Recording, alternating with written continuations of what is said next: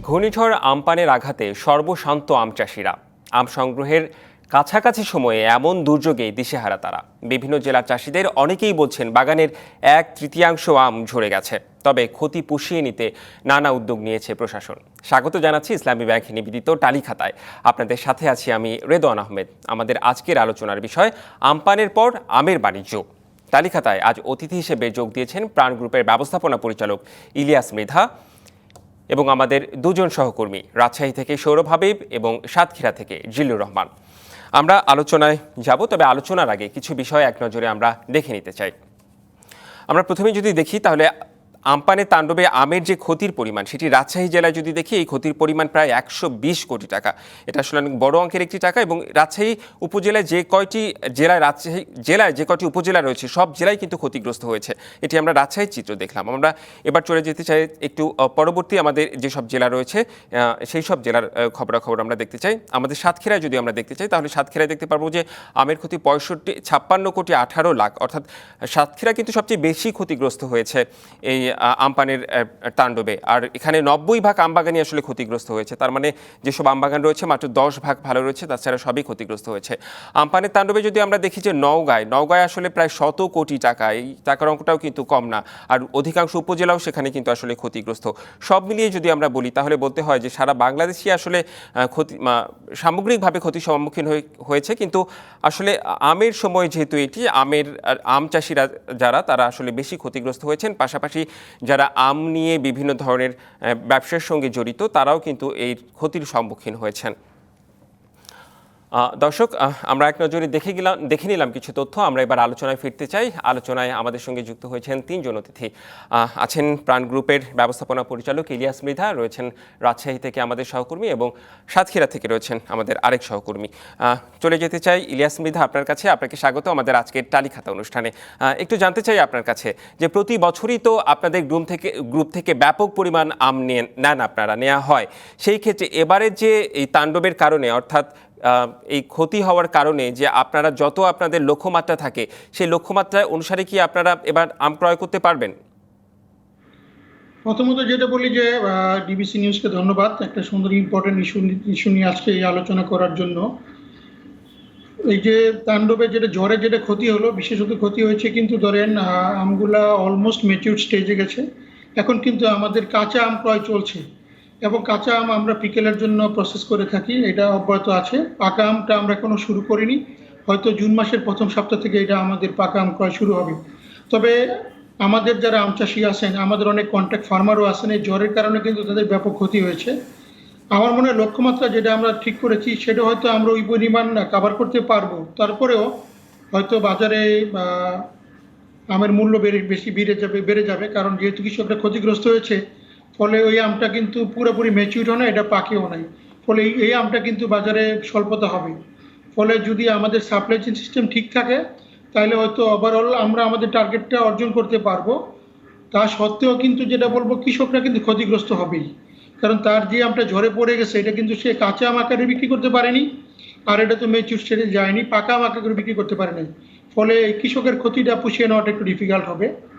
তথাপি আমি যেটা বলবো যে আমাদের ইকোনমির জন্য এখনো যতটুকু আছে, যদি সরকারি মহল থেকে সর্বোপরিভাবে যদি এটা আমাদের সাপ্লাই চেইন সিস্টেমকে ঠিক করা হয়, সারা বাংলাদেশে যদি এই পাকা আমরা ঠিকমতো বিপণন করা যায়, তাহলে কৃষকরা কিছুটা হলেও কিন্তু তাদের এই ক্ষতিকে পুষিয়ে নিতে সক্ষম হবে। আর আমরা আমাদের যে লক্ষ্যমাত্রা ঠিক করেছি, আমরা কিন্তু আমাদের যারা কন্ট্রাক্ট ফার্মার, আমাদের যারা সাপ্লাই চেইন সিস্টেম ইনভলভ, তাদের সাথে কিন্তু আমাদের ফিল্ড লেভেলের স্টাফরা যোগাযোগ করছে, আমরা প্রতিনিয়ত মনিটরিং করছি, আমরা যেন আমাদের লক্ষ্যমাত্রা অর্জিত হওয়া পর্যন্ত আমটা বাজার থেকে সংগ্রহ করতে পারি। আচ্ছা, একটু পাকা আমের বিষয়ে আপনার কাছে ছোট করে জানতে চাই। পাকা আম সংগ্রহের সময় তো এখনো মনে হয় আপনাদের আসেনি, সেই ক্ষেত্রে তো অপেক্ষা করতে হবে। এই তাণ্ডবের পর আসলে আম চাষিরা আসলে কতটুকু আপনাদেরকে সাপোর্ট দিতে পারবে, আপনি কি মনে করছেন? পাকা আম ক্রয়টা আমাদের শুরু হবে জুন মাসের প্রথম সপ্তাহ থেকে। পাকা আমের দ্বারা যারা আমাদের কন্ট্রাক্ট ফার্মার, তারা আমাদের কাছেই আমটা বিক্রি করবে। তাদের সাথে প্রতিনিয়ত আমরা কাজ করে থাকি, তাদেরকে আমরা টেকনোলজিক্যাল হেল্প করি। তারপরে আমি যেটা বলবো যে আমের যে ক্ষতি হয়েছে কৃষকদের, শুধু সবাই তো আর আমার ফার্মার না, ওভারঅল বাংলাদেশের যে ক্ষতি, এটা অনেকটা কিন্তু পুষিয়ে নেওয়া সম্ভব হবে না।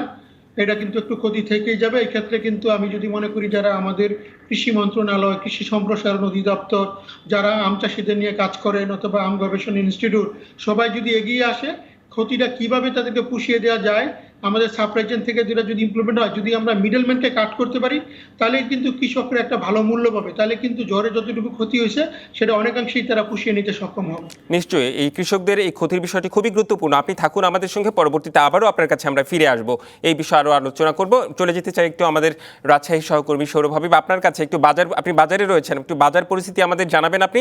সেই সাথে আসলে রাজশাহীর সার্বিক পরিস্থিতি কি, ক্ষতির পরিমাণটা আমি বলেছি একটি টাকার অঙ্কে, তারপরে আপনার কাছে জানতে চাই যে সেখানে কতগুলো আমবাগান ক্ষতিগ্রস্ত হয়েছে কিংবা সব উপজেলার কি অবস্থা, সেই বিষয়ে একটু জানাবেন।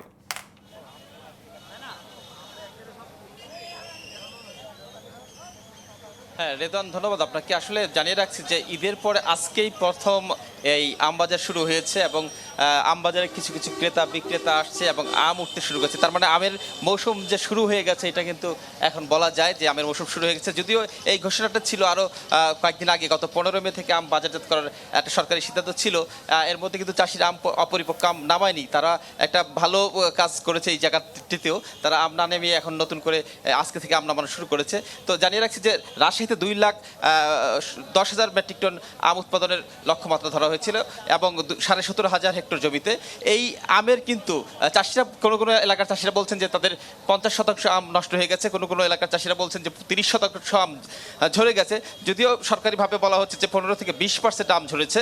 তো এই হিসাবে গেলেও কিন্তু রাজশাহীর আমের যে অর্থনৈতিক মূল্য সেটা কিন্তু 800 কোটি টাকা, এবং এই 800 কোটি টাকা মূল্যর আমের মধ্যে কিন্তু মোটামুটি সরকারি হিসাবে 120 কোটি টাকার আম শেষ হয়ে গেছে, নষ্ট হয়ে গেছে।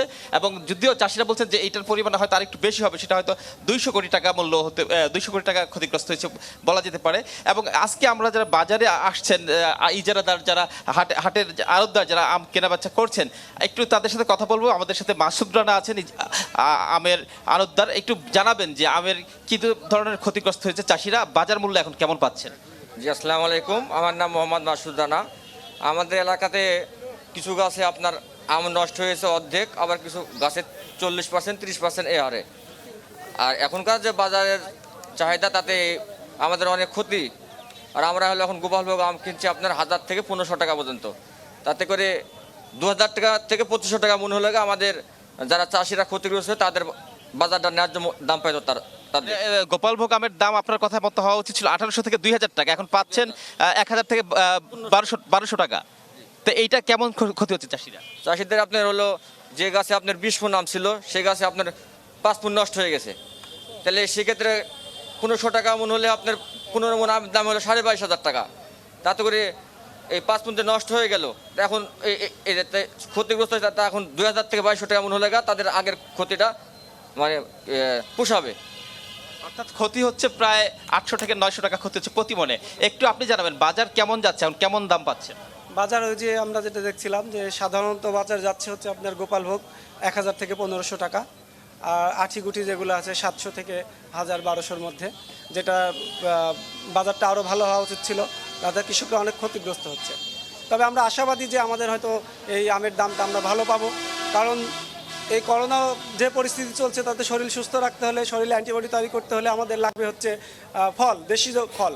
বিদেশি ফল যেহেতু বিশেষ করে চায়না থেকে আমাদের যে আপেল কমলাগুলো আসে সেগুলোতে আসার আর সুযোগ নেই, যার জন্য আমাদের এই আমটা এখন আমাদের দেশের সকল মানুষকে সুস্থ রাখতে পারে। হ্যাঁ, করোনা পরিস্থিতিতে আমাদের ফলটা বেশি বেশি করে। ধন্যবাদ আপনাকে। আমরা শুনছিলাম আসলে যে কথা বলছিলেন, আসলে এখানকার যারা ক্রেতা বিক্রেতা চাষি তারা কিন্তু বলছেন যে আমের দাম আরো অন্তত 500 থেকে 800 টাকা প্রতি মনে বেশি হওয়া উচিত। যে আচ্ছা সৌরভ হাবিব, আপনি থাকুন আমাদের সাথে, আমরা একটি বিরতিতে যেতে চাই। বিরতির পরে সেই করোনা পরিস্থিতির মধ্যেও কিন্তু সেখানে একটি প্রভাব রয়েছে, সেই বিষয় নিয়ে কথা বলবো। জনাব ইলিয়াস মৃধা, আপনি থাকুন আমাদের সঙ্গে, এবং সৌরভ হাবিব আপনিও থাকুন। আমরা একটি বিরতিতে যাচ্ছি, বিরতির পরে আবারও আমরা আপনাদের সাথে আলোচনায় যুক্ত হব। দর্শক, ইসলামী ব্যাংক টালিখাতায় একটি বিরতি নিচ্ছি, ফিরছে একটু পরেই। আবারও স্বাগত ইসলামী ব্যাংক নিবেদিত টালিখাতায়। আমাদের আজকের আলোচনার বিষয় আমপানের পর আমের বাণিজ্য। আমরা এখন সরাসরি আলোচনায় ফিরতে চাই। আমাদের সাথে যুক্ত রয়েছেন প্রাণ গ্রুপের ব্যবস্থাপনা পরিচালক জনাব ইলিয়াস মৃধা। আমরা বিরতির আগেও কথা বলছিলেন, আপনি শুরু থেকেই বলছিলেন যে কৃষকদের ক্ষতিগ্রস্ত হওয়ার বিষয়টি, তারা কিভাবে আসলে তাদের ক্ষতি মোকাবেলা করা সম্ভব। আমি একটি বিষয় জানতে চাই, এখন যেহেতু করোনার সময় চলছে, অর্থাৎ যে মহামারী আমাদের দেশে দেখা যাচ্ছে, তো এই ক্ষেত্রে তো এমনিতেই কৃষকরা ক্ষতিগ্রস্ত হতো, তার উপর আবার আমপানের তাণ্ডব। তো দুই মিলে আসলে কতটুকু ক্ষতি উঠতে পারবে কৃষকরা, মানে ক্ষতি পুষিয়ে উঠতে পারবে কৃষকরা, আপনি কি ভাবছেন? আপনি দেখেন, আপনি যখন রাজশাহী মার্কেটের রিভিউটা দেখাচ্ছিলেন, কৃষক কিন্তু আমের মূল্য পাচ্ছে 1,000 টাকা মন, যদি আমি কেজিতে কনভার্ট করি 25 টাকা কেজি, কিন্তু ঢাকায় কিন্তু সেই আম এখনো 100 টাকা কেজি। তো প্রকৃত মূল্যটা কিন্তু কৃষক পাচ্ছে না। আমি যেটা বলতেছিলাম, এই লকডাউনের কারণে অথবা ধরেন এই বা করোনার কারণে কিন্তু আমাদের দেশের সাপ্লাই চেনটা পুরোপুরি ওপেন না। অনেকগুলা ফলের দোকান সাময়িক সময়ের জন্য খোলা, 10টা থেকে 4টা পর্যন্ত। যদি এই ফলের সময়ের টাইমিংটা বাড়ানো হয়, সব দোকানপাট যদি খুলে যায়, পণ্য পরিবহন যদি ঠিকমতো করা যায়, তাহলে কিন্তু সারা দেশে এই আমটা বিপণন করা সম্ভব। এবং কৃষকরা যদি প্রকৃত মিডলম্যানের মার্জিন যদি কমানো যায়, যদি মিডলম্যানকে কাট ডাউন করা যায়, কৃষককে প্রকৃত মূল্য দিলে, কৃষক যদি আর 10 টাকা মূল্য বেশি পায়, তাহলে কিন্তু ধরেন কৃষকের কোনো আর অভিযোগ থাকে না। আমরা কিন্তু 25 টাকার আম ঢাকায় 100 টাকা ক্রয় করছি, সেখানে কিন্তু কৃষকের যদি 35 টাকা দেওয়া হয়, তাহলে কিন্তু তার যে ক্ষতি হয়েছে আমপানের ফলে অথবা করোনার ফলে, জ্বরের ফলে, কোনোটাই কিন্তু তার দুঃখ থাকবে না। সবসময় আমরা বলে আসি, মিডলম্যানকে কাট ডাউন করে কৃষকের উৎপাদিত পণ্যকে কৃষককে কিভাবে প্রকৃত মূল্যটা দেওয়া যায়, কিভাবে আমাদের বিপণন ব্যবস্থাকে উন্নত করা যায়, যদি আমরা এটা করতে পারি, তাহলেই একমাত্র কৃষকের ক্ষতিটা আমরা পুষিয়ে দিতে সক্ষম হব। জনাব ইলিয়াস মৃধা, আপনার কথা প্রসঙ্গেই বলতে চাই, আপনি একদম স্বাভাবিক সময়ের মতো কথা বলছেন, যে সময় স্বাভাবিক বাজার দেখি এই ইস্যুগুলো সেই সময় চলে আসে, মধ্যস্বত্বভোগীর ইস্যুটাও সেই সময় খুব বেশি চলে আসে। কিন্তু এখন তো দেশের পরিস্থিতি একেবারেই ভিন্ন, একটি ভিন্ন প্রেক্ষাপট দিয়ে এখন আমাদের দেশ যাচ্ছে। সেই ক্ষেত্রে আসলে কতটুকু কি করা সম্ভব? সরকারের পক্ষ থেকে কোনো সাহায্য কিংবা অন্য কোনো প্রতিষ্ঠানের পক্ষ থেকে কোনো সাহায্য সহযোগিতা করা যায় কিনা? অবশ্যই পারে। সরকার যদি একটা সিদ্ধান্ত নেয় যে যেখানে কাঁচা বাজার এবং যেখানে ফলমূলের মার্কেট, সেই মার্কেটে ক্রয় বিক্রয় করার জন্য থেকে সময়টা যদি সন্ধ্যা 8টা পর্যন্ত ওপেন আপ করে দেয়, তাহলে কিন্তু মানুষ যেন সাধারণ গ্রোসারির মতো ফলমূলটা ক্রয় করতে পারবে। পণ্য পরিবহন যদি নির্বিঘ্ন করা হয়, অথবা আম চাষের সাথে যারা সংশ্লিষ্ট তাদের যাতায়াত, এবং শুধু না, মানে পণ্য পরিবহন ট্রাক না, তারা যখন এক জেলা থেকে আরেক জায়গায় যাবে, এক দোকান থেকে আরেক দোকানে যাবে, যাতায়াতটা যদি স্মুথ করা হয়, তাহলেও কিন্তু এটা অনেকটা কাভার করতে পারবে। সর্বোপরি আমরা যদি সারা বাংলাদেশে যদি এই আমের বাজারকে ছড়িয়ে দিতে পারি, তাহলে একমাত্র কৃষকের সমাবে। আর আমরা যে ম্যানুফ্যাকচারার, আমরা আমাদের যেটা আম ক্রয় করার কথা, সেটা আমরা লক্ষ্যমাত্রা অনুসারে কিন্তু আমরা আয় ক্রয় করবো। এ থেকে করে কিন্তু আমাদের যারা লিস্টেড ফার্মার, তাদের কোনো ক্ষতিগ্রস্ত হওয়ার সম্ভাবনা নেই। ওভারঅল যদিও আমের দাম যদি ক্ষতিগ্রস্ত কারণে একটু বৃদ্ধি পেয়ে যায়, আমাদের কস্ট অফ প্রোডাকশন বাড়বে, তারপরেও কিন্তু আমরা আমাদের ধারা অব্যাহত রাখবো, এবং আমাদের যারা ফার্মার তাদের যেন কোনোভাবে ক্ষতিগ্রস্ত না হয়, সেই দিকটা আমরা লক্ষ্য রাখবো। নিশ্চয়ই জনাব ইলিয়াস মৃধা, আপনি থাকুন আমাদের সাথে। আমরা একটু সাতক্ষীরা থেকে ঘুরে আসতে চাই, আবারও আপনার কাছে ফিরে আসবো আমরা। আর সাতক্ষীরায় রয়েছেন জিল্লুর রহমান। জিল্লুর রহমান, আপনার কাছে একটু জানতে চাই, একটু ছোট করে বলবেন যে সেখানে আসলে ক্ষতির পরিমাণ কেমন, আর সর্বপ্রথম কিন্তু তাণ্ডব হয়েছে আসলে সাতক্ষীরাতেই, সেই এলাকা বেশি ক্ষতিগ্রস্ত হয়েছে, একটু জানাবেন আমাদের।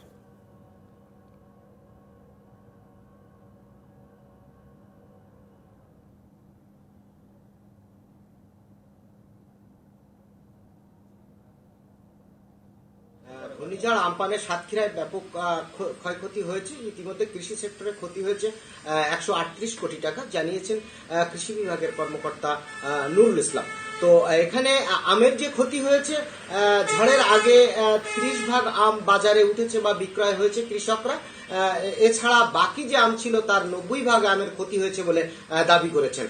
ক্ষতির পরিমাণ 65,18,40,000 টাকা ইতিমধ্যে আমাদেরকে জানানো হয়েছে। জেলায় 5,500 আম বাগানে 13,000 চাষি ছিল। এখানে 40 মেট্রিক টন আমের উৎপাদনের লক্ষ্যমাত্রা ধরা ছিল। একই সাথে ক্ষতি হয়েছে পান চাষেরও। আম এবং পান, এই আম পানকে ঘিরে পানেরও ব্যাপক ক্ষতি হয়েছে। 545 হেক্টর জমিতে প্রায় 2,000 চাষি ছিল, যেখানে লক্ষ্যমাত্রা ধরা হয়েছিল 1278 মেট্রিক টন পান। এর ক্ষতি হয়েছে, এর মধ্যে ক্ষতি হয়েছে 10,22,40,000 টাকা। একই সাথে সবজির ক্ষতি হয়েছে 7,235 হেক্টর জমিতে সবজি চাষ হয়, এর মধ্যে 62 কোটি টাকার সবজির ক্ষতি হয়েছে। তো এই সমস্ত ক্ষতি পুষিয়ে নিতে প্রাথমিকভাবে সাতক্ষীরার জেলা প্রশাসক যে ত্রাণের টাকা ছিল, সেই টাকা দিয়ে এই সমস্ত আম কিছু ক্রয় করেছেন, কিন্তু আসলে সে ক্রয় অতি সীমিত, কৃষকদের বাঁচানোর মতো আসলে সেটি পথ না। কৃষকরা আমি কথা বলেছি প্রথম সাতক্ষীরার কৃষক রফিকুল হাসানের সাথে, তিনি বলেছেন যে 18 বিঘা জমিতে জিল্লুর রহমান, নিশ্চয় আপনাকে অনেক ধন্যবাদ। আসলে শুধু আম নয়, সারা অর্থনীতি, পুরো দেশের অর্থনীতি আসলে আমপানের কারণে ক্ষতিগ্রস্ত হয়েছে। আমরা আবারও ফিরে যেতে চাই জনাব ইলিয়াস মৃধা আপনার কাছে। আমাদের দুই সহকর্মী রাজশাহী থেকে এবং সাতক্ষীরা থেকে জানাচ্ছিলেন, কিন্তু আমের বিষয় তো জানাচ্ছিলেন, পাশাপাশি অন্যান্য বিষয় আসলে তারা টাচ করে গিয়েছেন যে ক্ষতির পরিমাণটা আসলে কীরকম। আপনার কাছে একটু জানতে চাই যে এখন সামগ্রিক পরিস্থিতিতে আপনাদের মতো তো অনেকেই আমের আপনারা পানীয় বানান, আম দিয়ে আপনারা আচার করছেন কিংবা আমের বিভিন্ন প্রোডাক্ট আপনাদের রয়েছে, সামগ্রিকভাবে আপনাদের একটু ভাবনাটা এই পর্যায়ে এই মুহূর্তে জানতে চাই আপনার কাছে। আমরা যেটা বলবো যে প্রথমত এই করোনার কারণে কিন্তু যে ডাক্তার থেকে যারা সবাই বলছে প্রচুর পরিমাণে ভিটামিন সি গ্রহণ করার জন্য, তা আম একটা দেশীয় ফল, সুস্বাদু ফল, এটাতে প্রচুর পরিমাণে ভিটামিন সি ডি আছে। আমরা যদি এটাকে কনজিউম করি তাহলে কিন্তু আমাদের ইমিউনিটি সিস্টেম ডেভেলপমেন্ট করবে। পাশাপাশি আম দিয়ে আমরা ফলের জুস তৈরি করছি, এটা দেশে বিদেশে রপ্তানি করছি। ফলে আমরা অন্যান্য যে কোনো যে মানে ক্ষতিকর পানীয় থেকে যদি ত্যাগ করে যদি আমরা ফলের জুসের দিকে বেশি করে আমরা খাদ্যাভ্যাস গড়ে তুলি, তাহলেও কিন্তু আমরা বেশি পরিমাণে প্রোডাকশন করতে পারবো, কৃষকদের কাছ থেকে বেশি পরিমাণে আম ক্রয় করতে পারবো। আর সামগ্রিকভাবে যদি আমি বলি, ওভারঅল এই করোনার কারণে আমাদের সাপ্লাই চেইন সিস্টেমে যে লকডাউনের কারণে যেভাবে ব্যবসা বাণিজ্য কৃষির যে ক্ষতি হয়েছে, সেটা কিন্তু মানে তাড়াতাড়ি করে পুষিয়ে নেওয়া সম্ভব নয়। সরকার থেকে সহযোগিতার হাত বাড়িয়েছে, বিভিন্ন ধরনের কৃষকদের জন্য কিন্তু বিভিন্ন রকমের প্যাকেজ ঘোষণা করা হয়েছে।